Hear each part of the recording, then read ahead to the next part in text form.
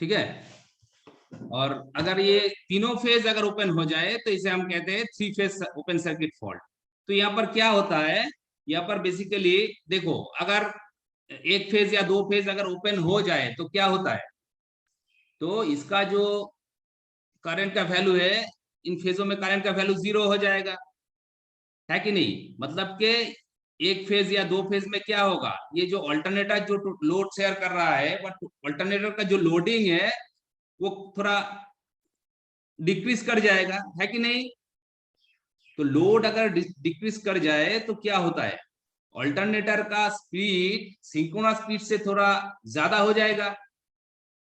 Alternator का speed थोड़ा ज्यादा हो जाए तो वोल्टेज भी इंक्रीज कर जाएगा, और वोल्टेज अगर इंक्रीज कर जाते तो क्या होता है, हमारा जो सिस्टम में जो इंसुलेशन रहता है वो इंसुलेशन ब्रेक करने का बहुत ज्यादा चांसेस रहता है। अगर इंसुलेशन किसी भी वजह से अगर ब्रेक कर जाए तो क्या होता है, उसमें शॉर्ट सर्किट फॉल्ट आ जाता है। ठीक है, is that clear? Yes sir. Okay okay. Yes. देखो यहाँ पर open circuit Yes, fault sir. है। देखो ये क्या है, this fault occur due to the failure of one or more conductor. ठीक है, जैसे कि मैंने बोला, the most common cause of the fault of this faults includes joint failure of the cable and overhead lines and failure of one or more phase of circuit breaker, and also due to melting of a fuse or conductor in one or more phases। ठीक है, किसी भी चीज की वजह से ये open हो सकता है। ओपन अगर हो जाए तो वोल्टेज बहुत ज्यादा बढ़ जाएगा, उसके लिए इंसुलेशन भी फेल हो जाएगा, इंसुलेशन फेलियर हो जाएगा, और वहां से हमें शॉर्ट सर्किट होने का बहुत ज्यादा चांसेस है। अच्छा, ये ओपन सर्किट फॉल्ट देखा है, इसका कॉज भी देख लीजिए। ये क्या है, broken conductor and malfunctioning of circuit breaker in one or more leg. ठीक है, इसका कॉज है। और इसका इफेक्ट क्या है, इफेक्ट होगा क्या? हाँ हाँ बोलिए सर। अगर कंडक्टर टूट के और वो ग्राउंड पे गिर जाए तो भी उसको ओपन सर्किट ही बोलेंगे? नहीं नहीं, अगर ग्राउंड में वो कांटेक्ट में आ जाए तो वो फेज टू अर्थ फॉल्ट हो जाएगा। ठीक है, वो हम बाद में आते हैं। हाँ, वो फेज उसको एलजी फॉल्ट कहते हैं, वो हम बाद में आते हैं। ठीक है, ठीक है। ठीक है सर। ओके। ठीक अब है सर। देखो ये जो इफेक्ट है, इसका इफेक्ट क्या है, वो abnormal abnormal operation of the system. ठीक है, danger to personal as well as animal, personal animal को भी हार्म कर सकता है। और थर्ड पॉइंट क्या है, exceeding the voltage beyond normal value in certain part, जैसे कि मैंने बोला, of the network which further leads to the insulation failure and developing a short circuit fault. Clear? इतना तक ठीक है ना? Yes sir. Okay Yes, sir. Okay okay. अब इसके बाद हम देखेंगे शॉर्ट सर्किट फॉल्ट। ठीक है,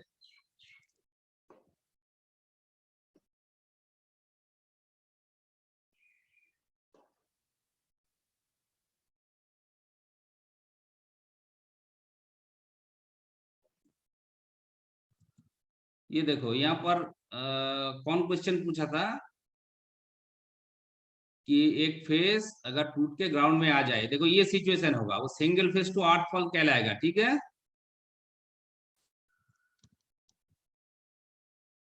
शॉर्ट सर्किट फॉल्ट में क्या होता है कि अगर ये जो सिस्टम है थ्री फेज सिस्टम, ये थ्री फेज सिस्टम में क्या होता है, अगर मान लो कि किसी भी चीज की वजह से या यहाँ पर अगर एक पेड़ आ जाता है, ठीक है, तो यहाँ पर अगर एक पेड़ आ जाता है तो क्या होगा, इस पेड़ के वजह से तीनों फेज शॉर्ट सर्किट हो सकता है कि नहीं।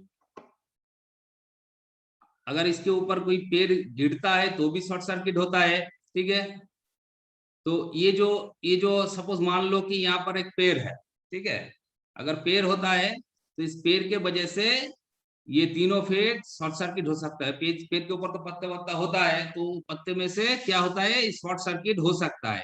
इसे हम थ्री फेज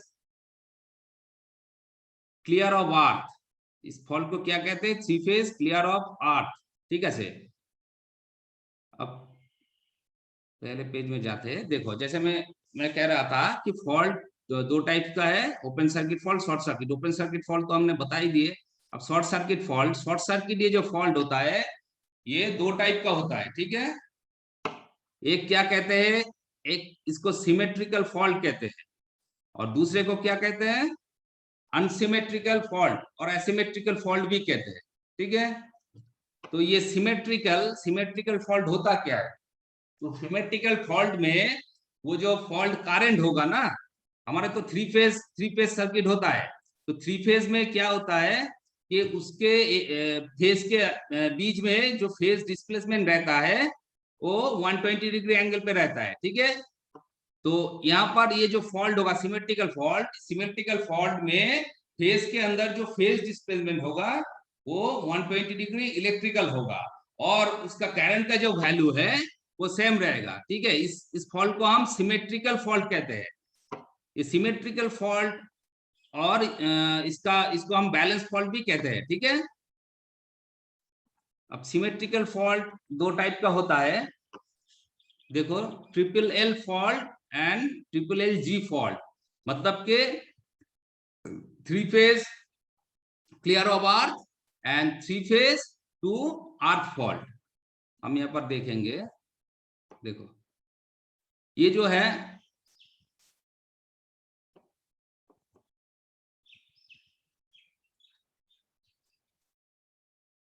देखो यहाँ पर क्या है, ये थ्री फेज क्लियर ऑफ अर्थ मतलब तीनों फेज शॉर्ट सर्किट हो गए। तीनों फेज अगर एक दूसरे के कांटेक्ट में आ जाते हैं तो इस फॉल्ट को हम क्या कहते हैं? ट्रिपल एल फॉल्ट और three phase clear of earth fault. ठीक है, अब दूसरे देखो ये क्या है, किसी भी वजह से ये तीनों फेज और ग्राउंड के साथ अगर आ जाए तो इस फॉल्ट को हम क्या कहते हैं? इस फॉल्ट को हम three phase to earth fault कहते हैं और इसको ट्रिपल एल जी फॉल्ट भी कहते हैं।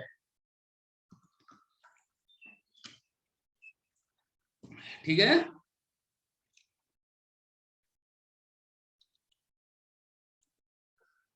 और तीसरा क्या है?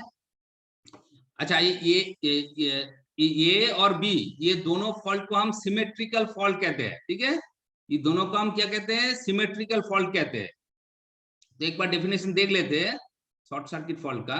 देखो, a short circuit can be defined as an abnormal connection of very low impedance between two points of different potential whether made intentionally or accidentally. अगर इंटेंशनली और एक्सीडेंटली क्या होता है, दोनों या तीनों कंडक्टर अगर कांटेक्ट में आ जाता है तो उसके बीच का जो इम्पीडेंस है वो लो हो जाता है और लो होने से क्या होगा, उसके अंदर हाई एबनॉर्मल करंट फ्लो करना शुरू कर देगा, जिसे हम क्या कहते हैं? शॉर्ट सर्किट करंट कहते हैं। ठीक है,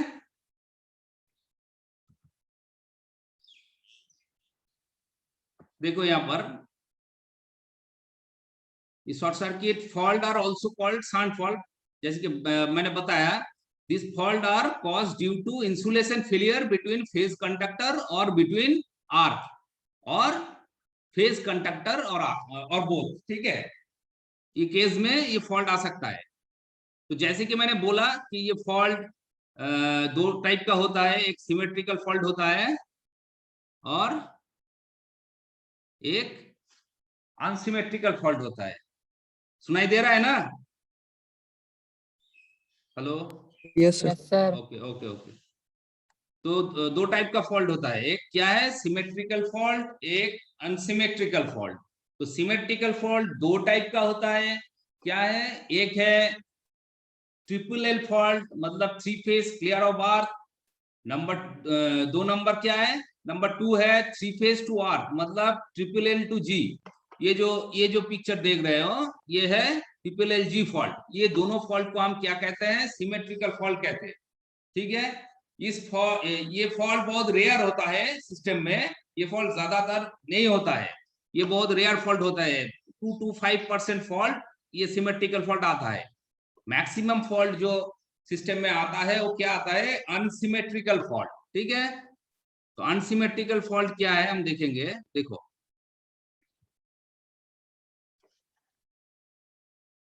अनसिमेट्रिकल फॉल्ट है ये जो ये वाला पिक्चर देखो डी, यहाँ पर क्या है अनसिमेट्रिकल फॉल्ट तीन टाइप्स का होता है।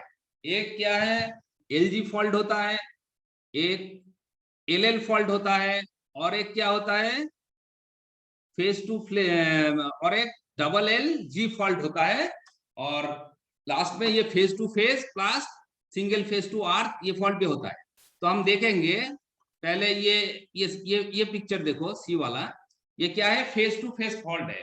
किसी भी वजह से अगर एक फेज और दूसरे फेज से कांटेक्ट में आ जाते हैं तो उस फॉल्ट को हम क्या कहते हैं डबल एल फॉल्ट और phase to phase fault. Is that clear?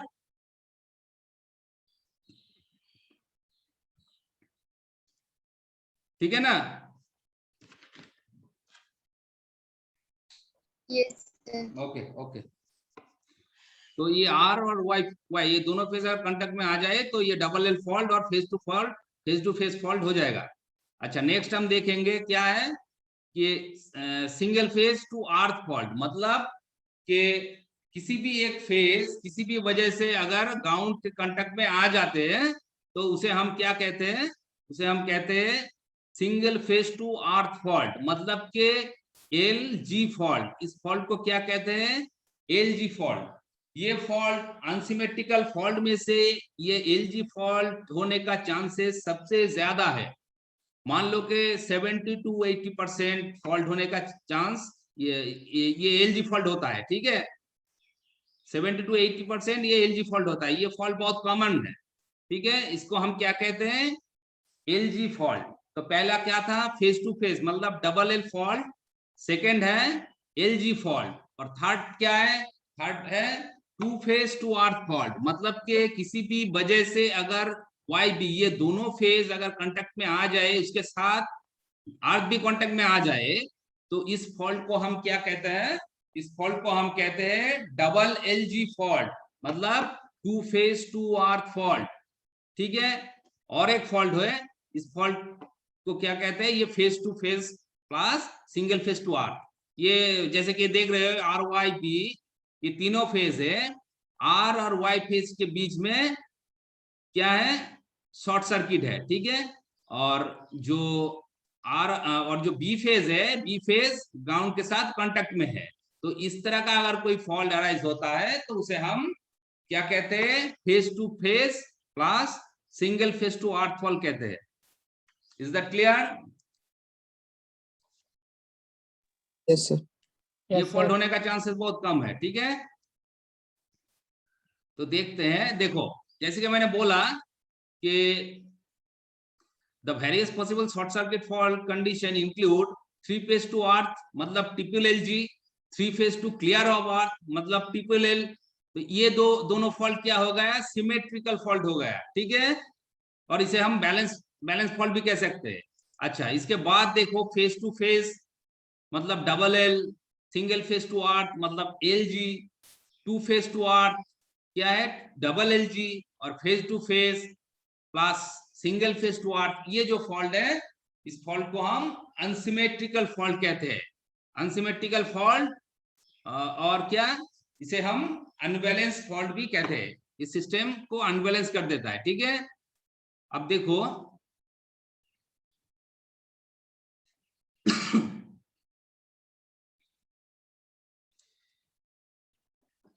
इसका जो कॉज है ये कॉज क्या है दिस में बी ड्यू टू इंटरनल और एक्सटर्नल इफेक्ट।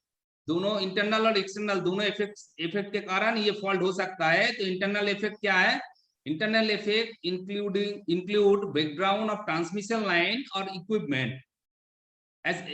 इस तरह से होता है एजिंग ऑफ इंसुलेशन का अगर एज बढ़ जाए तो इसमें भी फॉल्ट आ जाता है। Deterioration of insulation in generator transformer and other electrical equipment इसमें भी फॉल्ट आ सकता है। Improper installation and inadequate design इसमें भी क्या है फॉल्ट आ सकता है। और जो एक्सटर्नल इफेक्ट है ये क्या है external effect include overloading of the equipment.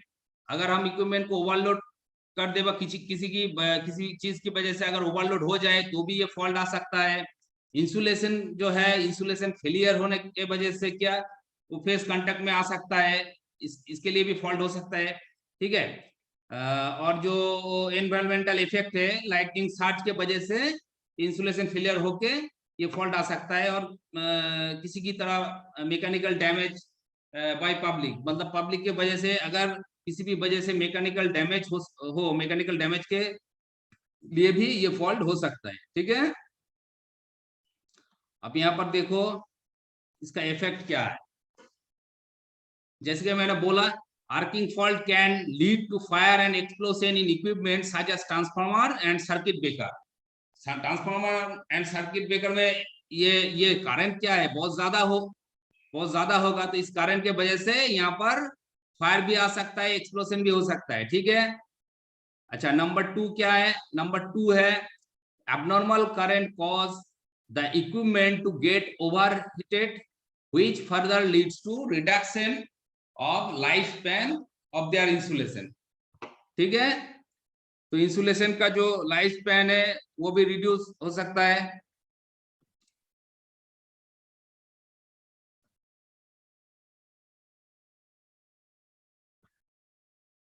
अच्छा, और 3 नंबर पॉइंट क्या है? The operating voltage of the system can go below or above their acceptance value that creates harmful effect to the service rendered by the power system. तो क्या है, इस fault के वजह से हमारा जो ऑपरेटिंग वोल्टेज है वो ऑपरेटिंग वोल्टेज इंक्रीज कर सकता है। उसका जो वो जो वोल्टेज है उस वोल्टेज के लेवल से वो ज्यादा हो सकता है या कम हो सकता है, इसके लिए भी एक इफेक्ट आ सकता है। और 4 नंबर पॉइंट क्या है? power flow is severely restricted or even completely blocked as long as short circuit fall persists, ठीक है। इतना तक क्लियर है ना?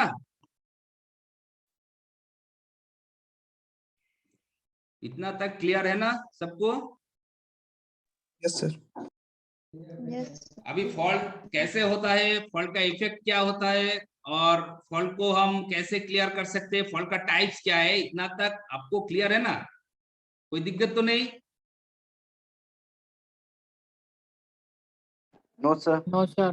ओके ओके, ठीक है। यहाँ पर देखो, यहाँ पर भी सिमेट्रिकल फॉल्ट है, ये तो मैंने बता ही दिए है। देखो ये 2 टाइप का होता है, 3 फेज टू अर्थ और क्या 3 फेज क्लियर ऑफ अर्थ, ठीक है। ये 2 फॉल्ट है। और इसके बाद अनसिमेट्रिकल फॉल्ट है। अनसिमेट्रिकल फॉल्ट तो मैंने बता ही दी है, फिर एक बार बता देते हैं कि the most common fault that occur in the power system network are unsymmetrical fault, ठीक है। मतलब सबसे ज्यादा फॉल्ट अनसिमेट्रिकल फॉल्ट होता है। This kind of fault gives rise to unsymmetrical fault current having different magnitude with unequal phase displacement। मतलब कि क्या है, सिमेट्रिकल फॉल्ट में फेज डिफरेंस और जो करंट का वैल्यू वो सेम रहेगा। मतलब कि फेज डिस्प्लेसमेंट जो है वो 120 डिग्री इलेक्ट्रिकल रहेगा और उसका जो वैल्यू वो सेम रहेगा। उस फॉल्ट को हम बैलेंस फॉल्ट इसलिए कहते हैं, ठीक है। लेकिन शायद टाइम खत्म हो गए, सुनाई दे रहा है?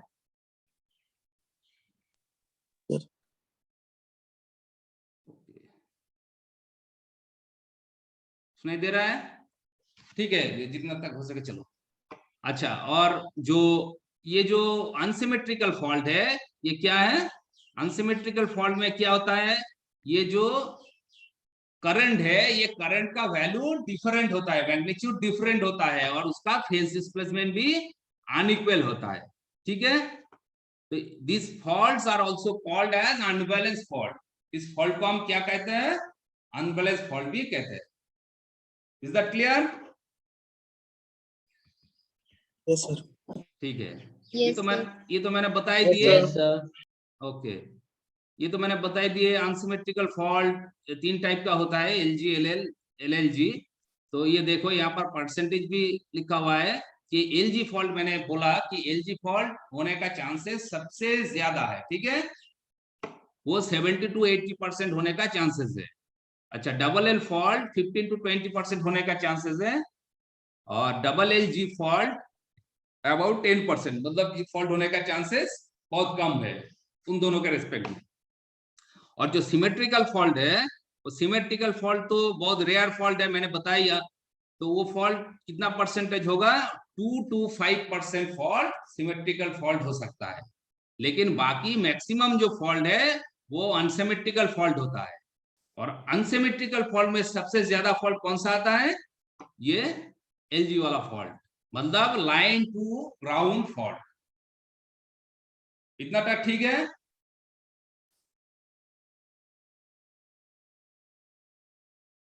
Is that clear? Okay okay. तो आज हमने ये फॉल्ट का कुछ बेसिक चीज सीखा है। तो अगले दिन हम सिमेट्रिकल फॉल्ट को एनालिसिस करेंगे, उसके बाद हम देखेंगे सिमेट्रिकल अनसिमेट्रिकल, डिटेल में पढ़ेंगे।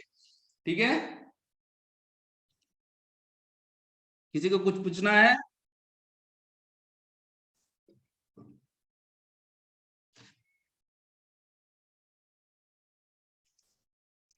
किसी को कुछ पूछना है? और I am ending my class.